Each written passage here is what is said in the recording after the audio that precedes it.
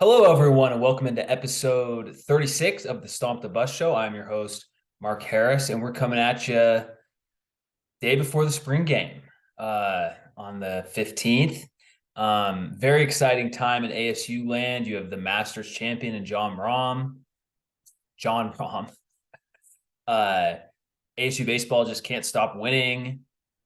And yeah, spring football coming up. So it's a fun time.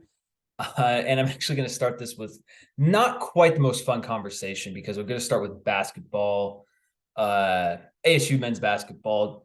It's not the worst conversation, but I guess it's just another guy enters the transfer portal. That being forward Devin Cambridge. There's reportedly a trip to Oregon that he took today, and it's not so much that it's just after the first wave of transfers when you had Horn, Boyachi, Jemiah Neal, who's since returned, when you had all of them enter the portal, it was like, okay, like it all happened right after the season. And at that same time, Devin Cambridge released a statement, post, whatever it may be, saying, hey, I'm coming back. And then you think he's back in the fold.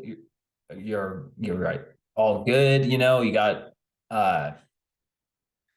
some size at the forward position, but then last week he enters the portal again. So it's annoying. And it's not that he's going into the portal as a fan. It's I'm staying, but I'm actually going to go in the portal. And I'm sure something capped it. Like, maybe he was upset that Kamari Lands came in. Maybe that would have meant a reduced role on the team. I don't know, but it's just puzzling because it's like, what could have changed in the week that you chose to stay, say you were coming, and then you leave. So it's annoying, but I'm still glad Devin Cambridge was on the team last year. They wouldn't have made the tournament without him. Nobody forget that. He offensive rebounding machine, energizer guy. Like, I'm going to miss having him on the team. He was a good Sun Devil to watch, but he will be playing elsewhere next year. So in the future, just from my, dumb perspective, I just wish players, they're just going to go to the portal, just go to the portal. Don't say, hey, I'm not going to the portal, everyone. I'm staying. And then a week later, you go in the portal. It's like, it's just either say nothing. That's the thing. Like, in so many walks of life, sometimes the best thing to do is just say nothing, and then no one expects anything out of you. So if he had just not announced he was coming back, then this wouldn't be a thing. I mean, it's not really a thing anyway. It's just one player going into the portal among a sea of players going into the portal in men's college basketball. So wishing him the best of luck. I honestly am. It was fun to have him at ASU. It's just kind of puzzling as a fan when the player says they're staying. Week later, they go in the portal, a la Jaden Daniels of 2 years ago. I mean, that was worse. That had a video. So, which you can't just whip that up on a whim. So annoying. Honestly, as a fan, it's even more annoying than players just coming and going from the transfer portal, because you can always go to the transfer portal initially and just not leave, like Jemiah Neal did, or Isaiah Johnson on the football team this past offseason. So, it's just, it is what it is, but wanted to share that. And, it's one more player for Bobby Hurley to look for in the portal this upcoming, or right now. So luckily there's so many guys in there. And excuse me, I do think from an ASU fan's like outlook, it seems like this is only happening to us, right? But that's not the case at all. I mean, you had Hunter Dickinson in the portal from Michigan, Caleb Love went in the portal from North Carolina. I mean, there's so many guys I'm forgetting. It's been a lot. Max Asmus from Oral Roberts, the March Madness hero from a few years ago, he's in the portal. So there's a lot of big college basketball names which isn't really a thing in men's college basketball, but you get the point. Like, well, relatively well-known guys going into the portal and leaving big-time programs in some cases. So something to watch for. We'll see if ASU will pick up anyone else in the portal. One person who's not going in the portal, but he may not actually come back to ASU, is center Warren Washington. Now, he was the biggest domino of any ASU player returning, coming back, because he's the most irreplaceable. Losing DJ Horn stings. It sucks, but ultimately, like, there are so many guards in the portal that you can get. It's not, to me as a fan, it's just not that big of a worry, even though I would rather have DJ Horn be back on the team. I think Devin Cambridge is more irreplaceable than DJ Horn, just because of energy. I'm not going to say he was a good shooter, but he was I don't know, average shooter. And a lot of guys, who do that kind of have the Energizer Bunny role, offensive rebound, type role, like, they're not always the best 3-point shooters. So it's good to see. Well, that's going to hurt losing Cambridge. But anyway, tying this all back into Warren Washington, he declared for the draft while maintaining his eligibility, just like Frankie Collins. Now, with Frankie, it's a lot less likely that he's actually going to get drafted, at least in my, amateur opinion. Almost certainly he'll be coming back. But I do like this thing with the NBA where they let guys, hey, yeah, you can declare for the draft, but you can also maintain eligibility. Maybe that's the college, however they have that in college, but it's not that way in the NFL. So it's one thing I like on the basketball side, because Frankie Collins and Warren Washington can go, do all the draft process and see where they stack up, and then maybe they go back to college with some feedback, and it's like, hey, you should improve on this, this, and this, and you'll be more likely to get an NBA look. Here are what they're really the best of the best, what it's like to actually play them, and how do I stack up with them in that sense. So I think that's good news for ASU, because I would be surprised if Warren Washington got drafted, but I would not be like completely floored, because he does have the size, capable scorer, solid shooter from like inside the key, pretty good passer for most centers. And just being that tall just helps him in that sense, just because he's a legit 7-footer. I still don't think he's going to get drafted this cycle, but I can see why he entered his name into the mix. So that's something to watch for. But I think if you're an ASU fan, expect is a big word, but I would say it is more likely than not that next year Warren Washington will be on ASU. And I would be very surprised if he went into the transfer portal, because he's already transferred twice in college. Started out at Oregon State, went to Nevada, then to ASU. Do you really want to transfer again? Maybe he does, but he would definitely be able to play. And we'll see how Bobby addresses this in the portal too. If we bring in a center, then I don't know, maybe Warren Washington wouldn't like that if he's coming back. This is all speculation. So we'll see, but I would anticipate Warren Washington and Frankie Collins coming back. So that does kind of soften the blow of the Devin Cambridge news. But yeah, that's going to wrap up our hoops talk. Just kind of wanted to get that stuff out of the way before a pretty football centric rest of the show. Doug Haller also tweeted out on Wednesday, recording this on Thursday, that some of the details of Hurley's extension, I'm just reading his tweet. Hurley's $2.6 million salary will increase $200,000 on July 1st, and by an additional $100,000 every July 1st through the life of the contract.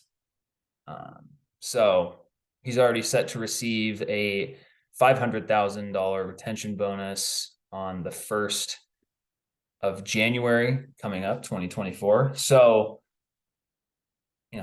good to see Hurley getting rewarded there. I just kind of wanted to share that information. That's from Doug Haller on Twitter. Yeah.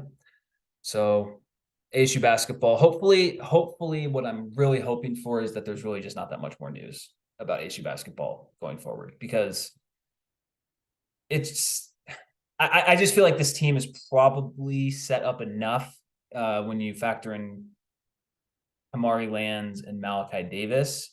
I guess I would expect probably one or two more transfers to come in. But who knows of how like widely regarded they are nationally.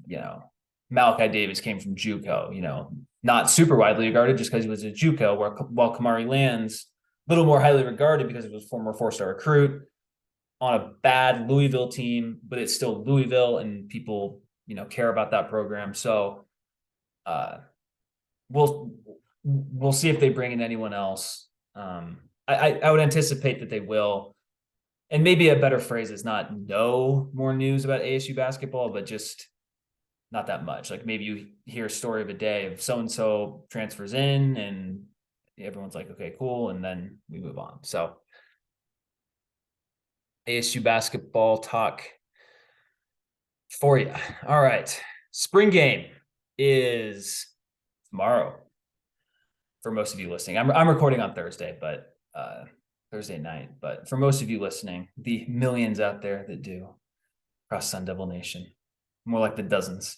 Anyway, the spring game's tomorrow.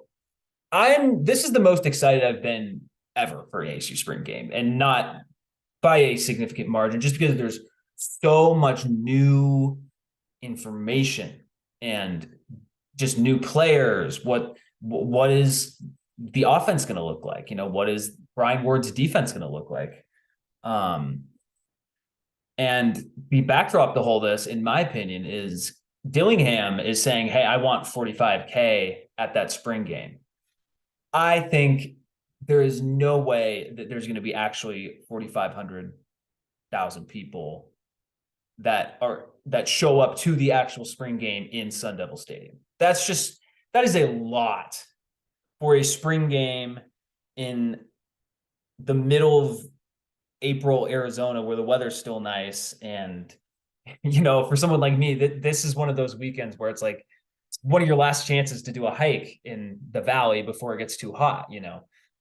There's other reasons, obviously, kids soccer practice or any millions of reasons why people would come. But I do expect there to be a good amount, though. Like, I don't think it'll be an embarrassing showing, and I wouldn't be surprised if there was a good 30K that were there. The reason I'm just dubious of 45K showing up, that's a big number for a spring game for a non-traditional school like ASU, and even for a traditional school, that's a lot. I do like that he's setting the bar high, and I think he probably knows, just Dillingham having grown up in the valley, in the 2000s and was here in the early 2010s. He's familiar with Arizona and the sports fan of Arizona, and the ASU sports fan for that matter. And he probably knows there aren't going to be 45,000 people that show up. But if we pump it up, if we have high expectations, we can get 30K, like I mentioned, and that would be an incredible showing. And there's other things going on too in Tempe. I mean, for example, Pat's Run, which I will be participating in, is right before the game. So it'll be interesting to see how it's all set up at the end of the race, in terms of how people are going to be funneled in to the stadium, the parking situation, how that's going to be. Tempe, downtown Tempe, there can be a lot going on. Just how's it all work logistically, but I do like the idea of having Pat's Run right before the game, because people are already in downtown Tempe. It's like, hey, you just finished up the run, just sit in the stadium for a bit, watch the game, watch some of the game, support the Devils. And another thing that I love, and I don't know how if Dillingham planned this or not because they went to 5 other schools, but you have the Bussin' with the Boys podcast. I think they're going to be recording live outside the stadium, and that's just a fantastic, just marketing opportunity for ASU football. For those of you who aren't familiar with the podcast, it's Taylor Lewan and Compton. I forget his last. I want to say Cole Compton. It's not Cole Compton. Former NFL linebacker with the Washington. I'll just say the Washington team. And I can't remember his name. It's Compton. I Will Compton. It's Taylor Lewan and Will Compton. Will Compton, former NFL linebacker. I think Taylor Lewan. I don't know if he's. I don't know exactly if he's retired or not. I'm actually going to look that up right now. But anyway, they host a popular football podcast. It's not very controversial either, which I don't think they're part of Barstool, which some people really don't like, and they have valid reasons to not like them. But there's not any negative kind of thing behind it, So that's good, obviously, and it has a wide following. They have players on.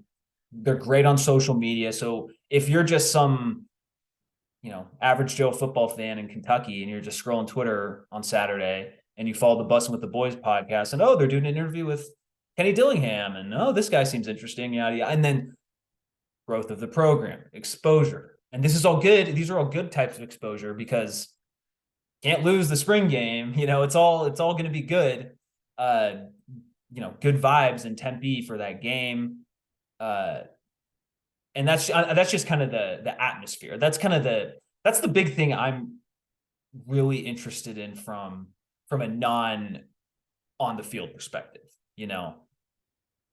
because in ASU spring games in the past, it was just, there was no effort put into it. There were not a whole lot of fans there. The one time I covered it back in the day for the state press, I want to say that's probably this would be the 2017 spring game. I think it was called a spring showcase. It just wasn't that interesting. There was no energy in the stadium. There wasn't any real effort to get a bunch of people out there. And ironically, in that game, all the guys who played really well in that game did almost nothing in the regular season. So that's just, that's not always how it goes in spring games, but just in that one example. So this is a huge differentiator from the Herm spring games. The pandemic was also thrown in there, but also the Todd Graham spring games as well. So, and I can't speak to anything before that, but if there is a good 30,000 people there that are actually at the game, watching the game in Sun Devil Stadium, and I've seen people on Twitter just anecdotally say, "Oh yeah, I'll be in town for this." So that's good. That will be just so good for the positive momentum of the program, just from a vibes perspective. And obviously that's not, that doesn't win and lose games on the field, but if there are recruits that come to the spring game, very good to come to the spring game, and you're in Tempe already, it's beautiful. And look, they actually really care about this. That's cool. Instead of the example that just sticks in my mind is when ASU lost to Wazoo 2 seasons ago, and that was kind of that was such a depressing game. That was the Rashad White was injured. I think that was the week. It was the week or 2 weeks after, and they had a bye. It was the next game after that loss in Utah where they looked so good in the first half and then just got bulldozed in the second half. It looked like they smoked pot in the locker room or something. I just don't understand how you can be so bad from half to half, but that's another story. Anyway, the following game after that, they host Wazoo, which, remember, this was in the wake of the Nick Rolovich stuff too. And this was Jake Dickert's second or third game as interim head coach, and Wazoo kicks the crap out of ASU. the fans, it was not a very highly attended game.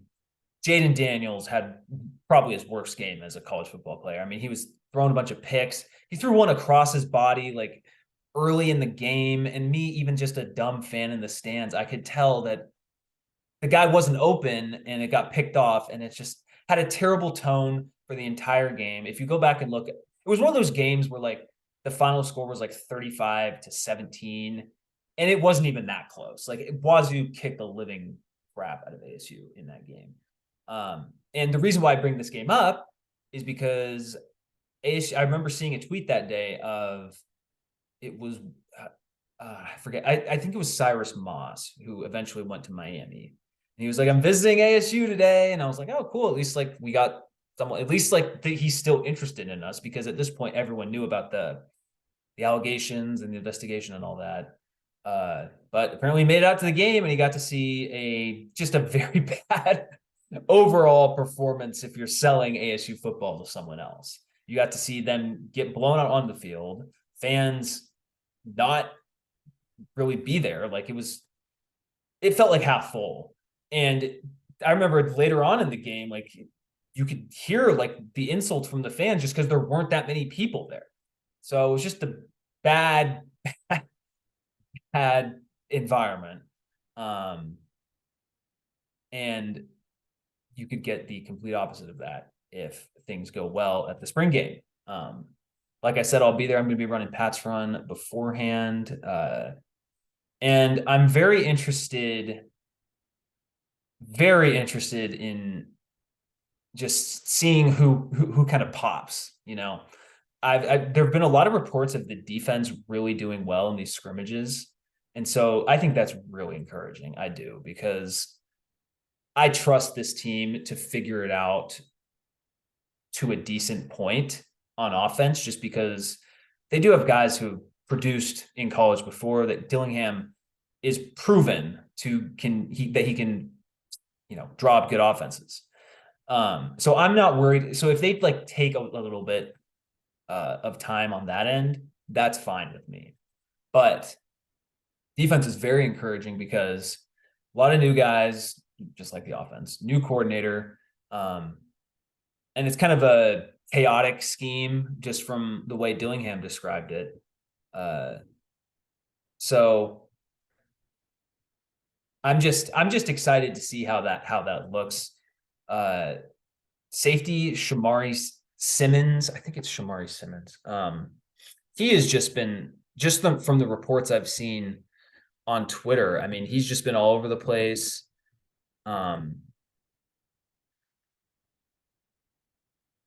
But a lot of the guys coming back, aside from BJ Green, and then the corners, obviously with Isaiah Johnson, Ro Torrance, Jordan Clark, that should be a strong suit for the team. Defensive line, I'm really interested to see how they perform.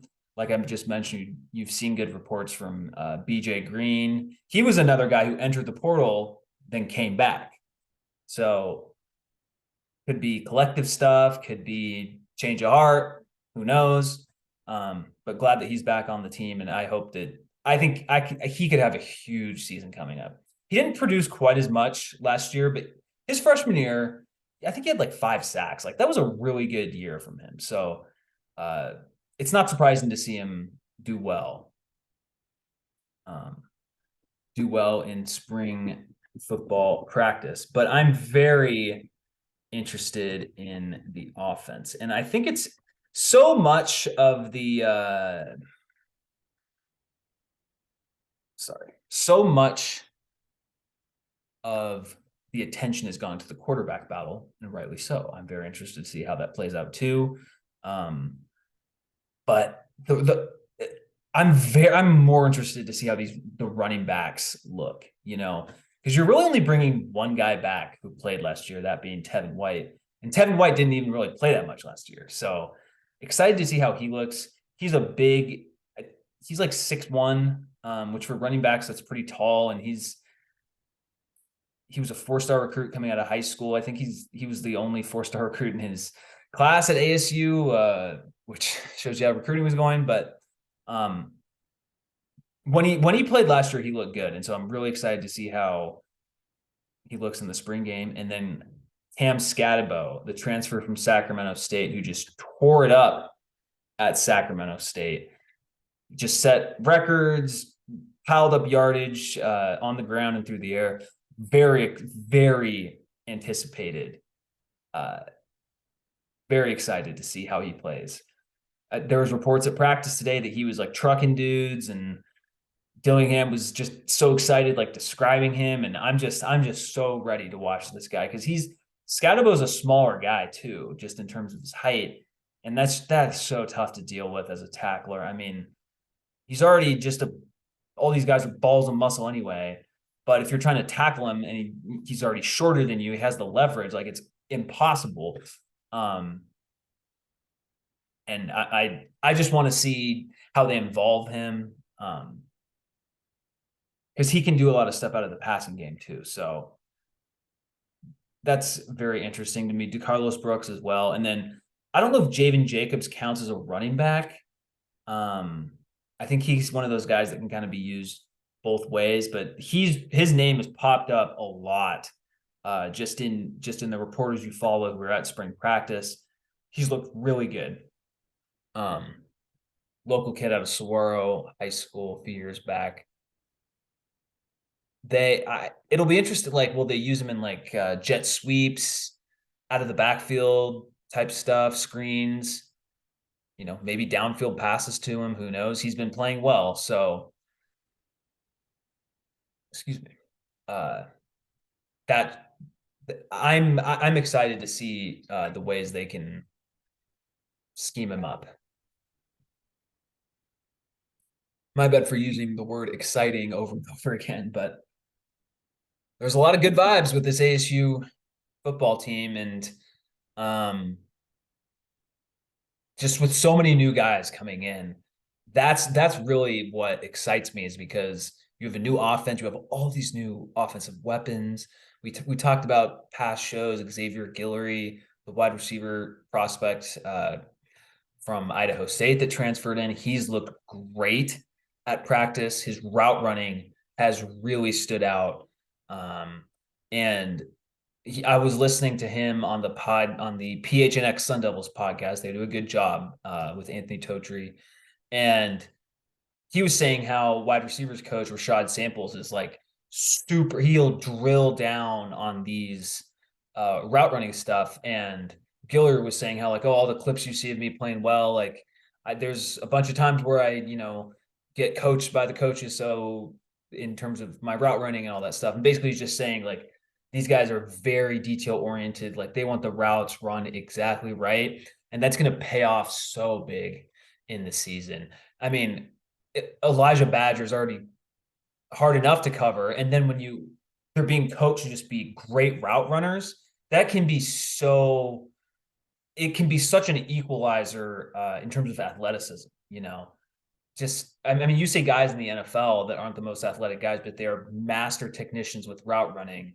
And it may not seem like a big deal, but if you get a guy to slow down for even like 0.1 seconds because he thinks you're running, a big route inside, but instead you're running an out, that can literally be the difference in a game sometimes. So just I really really want to see how those guys perform. Offensive line, it's going to be tougher to analyze as a fan, even as a media member. Don't listen to like, not any media member, but most sports media members. If we're talking about offensive line, it's a lot of just what other people have told us about it. Like it's hard. Like if you're a fan, you can watch a receiver, maybe even a running back. You see that he doesn't hit the hole, tight end with bad hands, whatever it may be. There's a lot of things you can point out and be like, oh my gosh, like this player isn't doing well. A cornerback, like you can very easily tell, oh, this cornerback's getting burnt. These guys the quarterback is picking on him.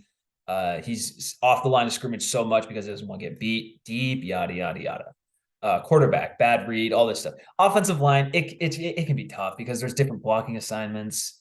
You know, did you know that he was supposed to, get the A gap, you know, you don't know what his actual assignment was. Um, and so it can be tough, but I'll just be looking to see, like, does the quarterback have time? Are they creating holes in the running game? You know, are they operating well as a unit? So that's what we'll be looking for with the offensive line. There's still so much to go before the first game anyway, but and they do have to deal with the injury of Ben Coleman, who had a leg injury at camp, probably going to be out for most of the season. Obviously, won't be in the spring game. So and he started at Cal before, so he's has legit starting experience in the Pac-12, and so sure you don't lose him in the sense that like he was on the team last year at left guard and you lose him to injury, but you lose the potential of him. So that's not great, but it's a good thing in that he's really the only guy that's come up in spring football practice injuries. So, you could look at it both ways. I'm going to wrap up with I guess tight ends. I mean, the tight ends, there's really not a whole lot. Like they're just going to be good. Like Jalen Conyers is going to be very good. I bet he's going to make a highlight play in this game. And I think he's going to get drafted very high this following draft in 2024, just because he's just so athletic. He's great with the ball in his hands, great hands in and of itself. And I just think he's got the size. He's just got a lot of things that the NFL is looking for, and it's tight ends. So, and then, oh, by the way, we also have 6'8" Messiah Swinson, who is pretty dang good as well. Excited to see how they use the tight ends. And then the quarterback race, I feel like we're going to see a lot of Bourguet in this game. Well, I mean, obviously, let me rephrase that. I think Bourguet will start out with the ones in this game because, of course, we're going to see a lot of them. But I think the two quarterbacks that you'll see the most action will be Bourguet and Drew Pine. That's kind of been what people have been saying out of practice. And while Rashada, it's more like, oh, he's coming along and you can see the talent. Like if you watch clips of him on Twitter, internet, whatever, you can see that the ball flies out of his hands. And it's like, okay, like this guy's a legit 4-star recruit. Like the reason the hype behind him, maybe got too big, but there was also a reason the hype behind him was a thing to begin with, if that makes sense. Like I've said Rashada, I'm not like going to be banging down the doors for Rashada to start unless a lot of the guys really look bad. But I know a lot of fans will. And so I guess with me is I'm just not like I just don't think ASU has any sort of like edict to play Jaden Rashada this year. He's a freshman. He can still redshirt his freshman year. And if he'll probably be the favorite to get the job entering next year's quarterback competition, because Bourguet will be gone. I think Pine will still be here, but it's not like Drew Pine is like so good that, Rashada won't be able to catch him. And if Drew Pine is so good that Rashada won't be able to catch him, then that's great too. And that's why I'm not, super gluing myself to the idea that Jaden Rashada has to start this year. But I would love to see how he plays in this game, just with all the BS he had to go through with the Florida NIL stuff. I'm sure he'll be super excited to just play football again, and there's no stupid side storylines. It's just, oh, am I going to be the second quarterback coming out of spring football? Am I going to be in the third spot? Maybe I'll be the leader in the clubhouse for the starting job. Who knows? It'll just be kind of just football stuff. So the fact that we have, in my opinion, 3 legitimate, well, we don't know about Rashada. So I'll say 2 legitimate starting quarterbacks in Bourguet and Pine, and some people will scoff at the Bourguet thing, but I think he was a little better than people remember last year, ASU fans. He did have he had a bad game against Oregon State and was bad against Washington State. Like, I'm not going to deny that, but he put up pretty good stats, and the offense just looked better with him in there compared to Emory Jones. So I am not going to be freaking out if Bourget ends up being the starter. I get why some will. Drew Pine has more pedigree being at Notre Dame, uh, put up decent stats, not great. Again, maybe he'll really like Dillingham's offense. Dillingham, I saw him in an interview somewhere where he kind of just offhandedly mentioned, like, oh, yeah, me and Drew Pine, like, Dillingham just mentioned, like, oh, I know some of the quarterback coaches with these college players, and that's kind of how I got connected to Drew Pine. And that's, man, that is so big for the future of this program, because if Dillingham can get in with some of these, private quarterback coach guys that all these up and coming college quarterbacks go to, that's worth its weight in gold for a program, in my opinion, because you kind of got the inside scoop on 4-star quarterback X or whatever, and then you can tailor your recruiting efforts that way. So, and Dillingham can already boast, hey, I have a quarterback friendly offense that Bo Nix succeeded in, Drew Pine succeeded in, hypothetically. So that's something to watch for in the coming years. But anyway, I think Dillingham is going to want to make this. He's going to want to make this into a show of some kind. And that kind of goes back to my point of he understands the sports fan aptitude in this valley, the sports fan attitude, the sports fan behavior. And he knows that we can't just be Iowa football and expect everyone to show up. That's just not how it's going to work. I don't think that's ever how it's going to work. Maybe if the Cardinals move out of Arizona or something, or I don't know, but it's just encouraging to me from a big picture perspective that Dillingham he's getting. It's been a long runway of, hey, the spring game's coming on April 15th, and there's going to be this, that, and that. But it isn't just like a week before, hey, everyone come to the spring game, and then later he's upset that people didn't come. It's like, no, like he knows from the beginning, like this needs to be a big deal. We need to grow this. We need to activate the valley. That's his whole phrase. And the fact that he understands that it needs to be activated, and you can't just come here and everyone's just going to be crazy, football fan from the jump. That's encouraging. So really excited to see what it looks like on Saturday. And hopefully I don't get too sunburnt in the stands, and hopefully I don't throw up after the race too, because that would not be fun. All right. Well, going to get into kind of a less fun topic, the ongoing Pac-12 TV rights deal. I haven't really talked about it much in recent episodes because there really hasn't been any new news. I mean, I think a little update I had last week was something about 50% games. Oh, yeah. So it was an article on CBS Sports that the Pac-12 is unlikely to reach TV rights deal, media rights deal with more than 50% of the games airing on regular TV. But that was just an interview with a consultant. So it's like, we don't know, but there was actually some more reporting come out since the last episode last week. And it was just, the first part of it was just so disheartening. These came out on Thursday of last week.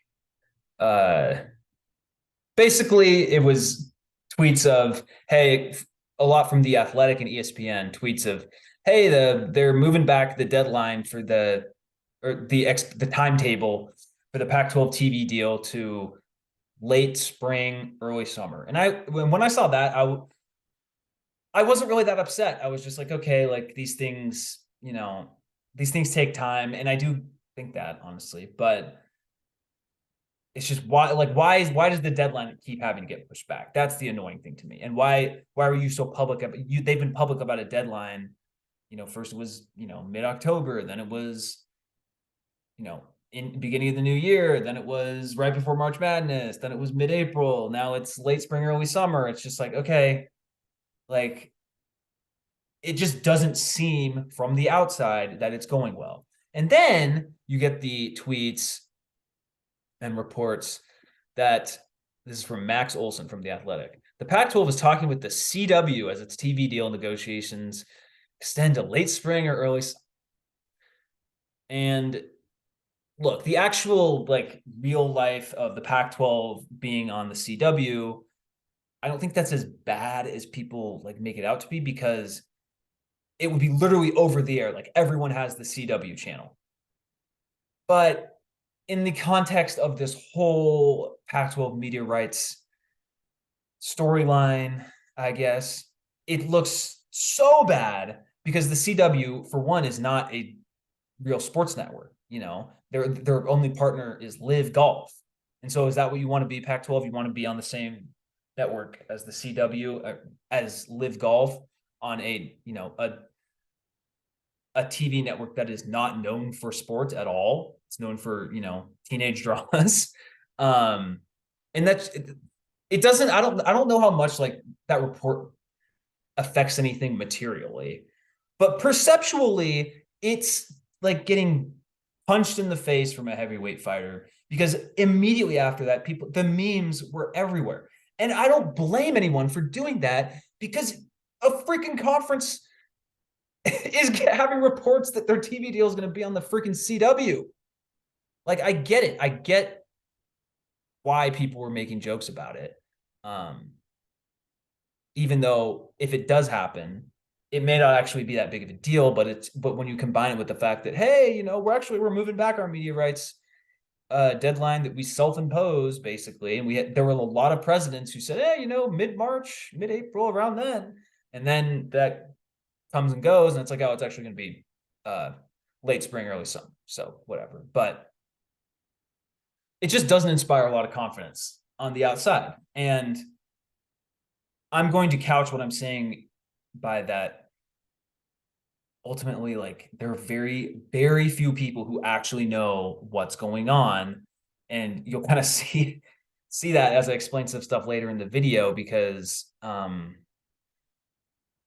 there's just so many rumors flying out, and it's like, are they currently talking with this, you know, TV media entity, or was that something did they talk with them a month ago and the conversation didn't go anywhere?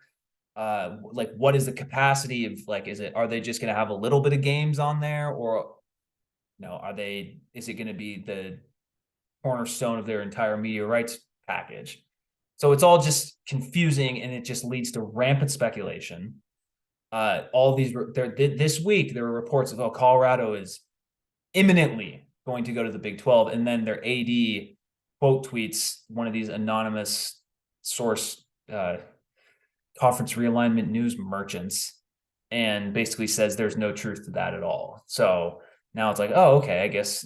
So it's like, we don't even know like what to anything that's being reported. It's just like, you just have to take it with a giant boulder of salt, because it seems like there's always conflicting reporting. And so it's just annoying. And I understand that the Pac-12 does, like, the Pac-12 has literally, like, in like the literal sense, they have until, what's the deadline? I think it's July 1st of 2024 to get a deal done. So technically they have 14 and a half months to get a deal done. But it's just, when you combine it with the fact that the Big 12 is clearly, you know, they've making it seem like, you know, the Four Corner schools are going to join them soon. And all these reports of, the Big 12 and the Four Corner schools, they've had contact. And it's like, okay, well, what does they have contact mean? Like, is it contingency plans from the Four Corner schools? Is it them like banging down the door to get to the Big 12? I don't think it's that, but I mean, obviously there have been conversations between people, because you have to, as a school president, as athletic department, because there's no 100% guarantee that the Pac-12 is going to survive. And then, you know, there's always the rumors of Oregon and Washington, even though those have really died down, because it just doesn't seem like the Big Ten is going to add them, but who knows? And so it's all just a big mess. And it gets even more messy when it was reported earlier this week by John Orand of the Sports Business Journal that, quote, there is now reportedly, quote, little chance the CW gets Pac-12 rights, and, quote, those talks never got serious. So it gets reported that, the Pac-12 and the CW are talking, and yeah, they're talking with the CW last week, and then it gets reported this week that no, they're not. I mean, yes, they talked, but it's little chance it's actually going to happen, and the talks never got serious. So it's like you have the report last week of, oh, the Pac-12 is talking with the CW, and then it just generates all this negative reaction or joking reaction from sports fans around that are following this. And then it's like, oh, actually, like, it's being reported those talks never really happened, or like they did happen, but they never got to the point of anything of meaning. And so it's like, okay, so like I just don't. But it's just, as a fan, it just makes it really annoying to follow. Um, and so, and I'm just glad I'm not. Like, if there are any Washington State fans, Oregon State fans, I'll throw Cal Bear fans in there too. Stanford, you guys don't have fans, but particularly Oregon State and Washington State, I feel sorry for you guys right now, just not because, oh, the Pac-12 is going to die and now you guys are going to 100% be relegated to the Mountain West, but just that, like, these rumors are way more impactful to you because there's not just this landing spot for you, you know? And so some of the media in this has been just really unprofessional, in my opinion, and just sharing stories that don't have any actual relevance, it turns out.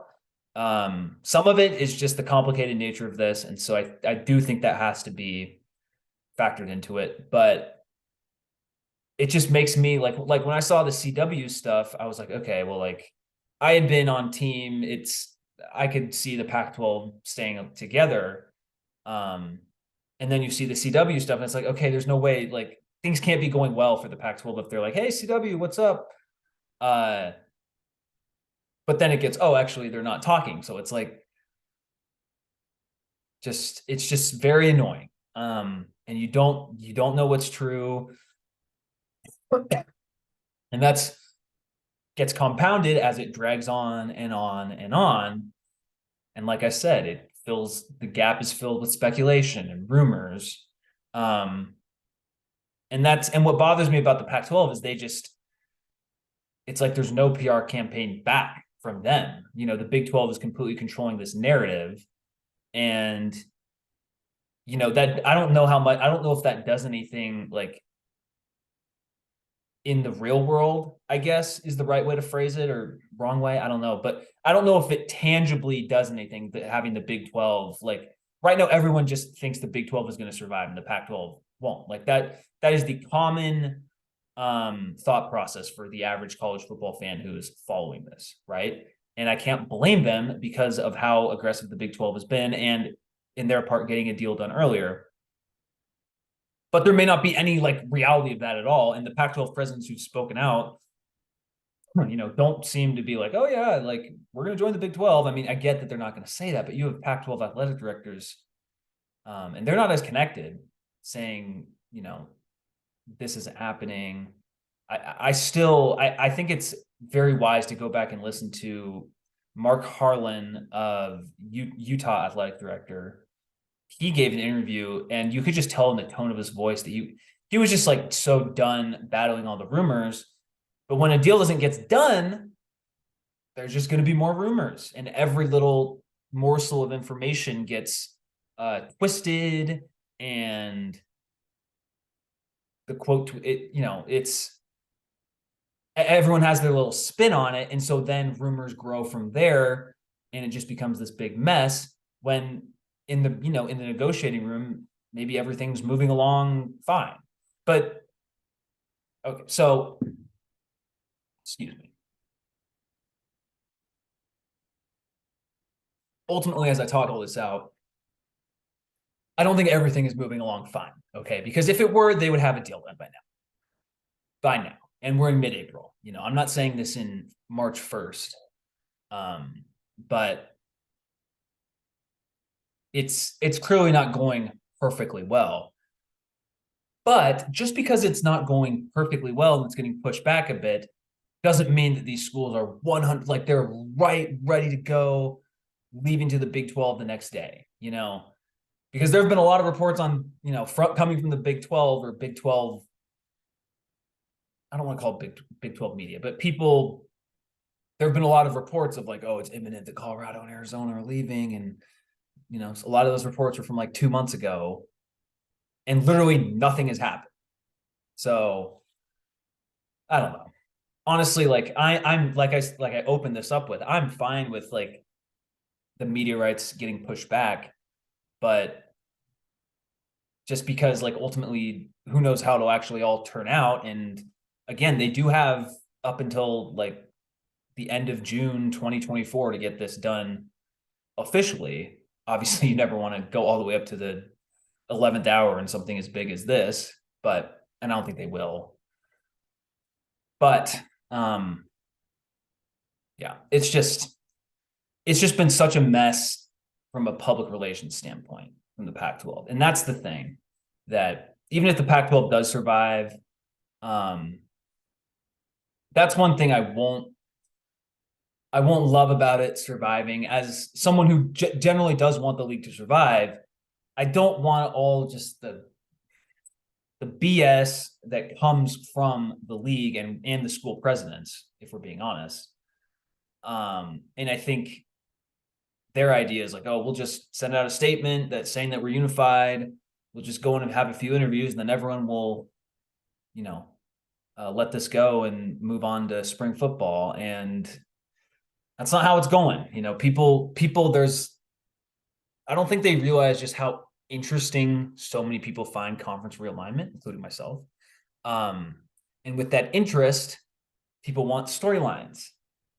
And when there's no actual storylines happening, then, speculation happens. And there have been so many articles from like legitimate college football, sports media news sites that are, well, here's what it could look like if the Four Corners schools left, and here's what's been reported. And it's like, okay, but like we don't actually know.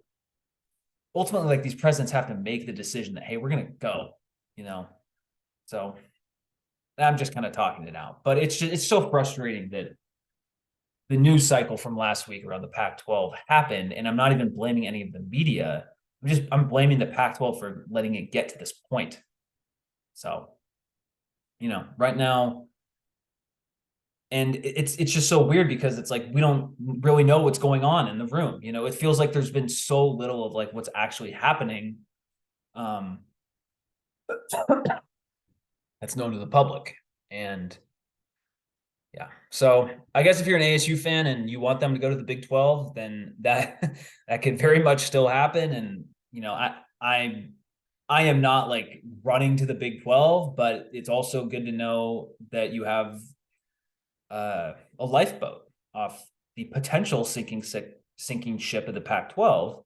And if you want them to stay in the Pac-12, you can just be like, okay, like all these Big 12 people said it was imminent that the conference was dying, and they've been saying that for like 3 months, and literally nothing's happened. And it doesn't seem like any of the president's public comments, keyword there, public, I get it. Okay. I get that this is what they're telling us publicly, but they haven't seemed like, it hasn't been like there's a lot of, they've just seemed like they want to stay in the Pac-12. So who knows? I wish the leagues would have just merged and stopped fighting be at best the third best conference when you could have merged and clinched and became the third best conference. And in some years in football, you would be better than the Big Ten. Some years, not every year, depends on, how it all shakes out. But some years, the combination of the Big 12, Pac-12 hypothetical conference would be better than Big Ten in football. So anyway, I wish that would happen, and maybe it will. I would, who knows how any of this is all going to play out, but I won't be thinking about that on Saturday at the ASU spring game. And if you're an ASU fan listening to this, I implore you to come. I am someone who is not a huge like spring game traditionalist, in the sense that, like, on social media you see other fan bases like mocking fan bases that don't have people come out to their spring game. I remember last year, because I grew up a Washington fan, still kind of am a Washington fan, but obviously not at ASU, but Oregon had a good showing at its spring game, and UW in the first year of the board, they had like 10,000 people there. And I just remember hearing an Oregon fan be like, "Oh, UW, they're falling behind. They don't have any passion at their spring game." And then lo and behold, UW goes 10-2 and beats Oregon. And so that just shows you how stupid spring game crowd analysis is. But it does the big point behind it is, so I guess it's not completely stupid, but it's mostly stupid. Big point behind it is, how passionate are the fans of the program? And look, I would never. I'm honestly, I'm not shaming anyone for not going to a spring game, because there's a lot of other things to do on a Saturday than go to a spring game. I know a lot of college football fans don't want to hear that, but it's true. But I think this is a spring game, if you're an ASU fan, you really want to go to, just because of the new offense, new players, new coaching staff. And it's not the worst thing to do. Like, I wouldn't shame anyone for going to a spring game, but I also think, just from a general college football perspective, the criticism of spring game attendance, which is a real thing. It's not a huge thing, but it's something I've seen. I think that's really dumb, but at the same time, you should come to the spring game if you're an ASU fan, because, well, one, the weather's going to be great, but it should be as in terms of spring games go, it should be pretty exciting. So that's kind of my pitch for that. I understand why people don't want to go to spring games. So if you're listening to all that and be like, you know what, Mark, that's a good point, but ultimately, like, I'd rather just go on a hike, or just, chill at my pool in my backyard, or I don't know, whatever, go shopping at, Scottsdale Fashion Square. I get it, but if you're like looking for something to do, it should be a good environment. And hey, there's already going to be a bunch of people down there anyway for Pat's run, so hopefully they'll get a lot of people out there. All right, that kind of wraps up this show. Colton had some engagement duties he had to do, so he couldn't make it to the show, but he'll be back next week, more than likely, and so we'll have a full show, talking about what I saw at the spring game, and hopefully no more ASU basketball players entering the transfer portal. With that, that's episode 36. Please like and subscribe, rate and review, and anything else, follow us on Twitter. You know what to do. All right. Thank you so much for listening, and have a good night.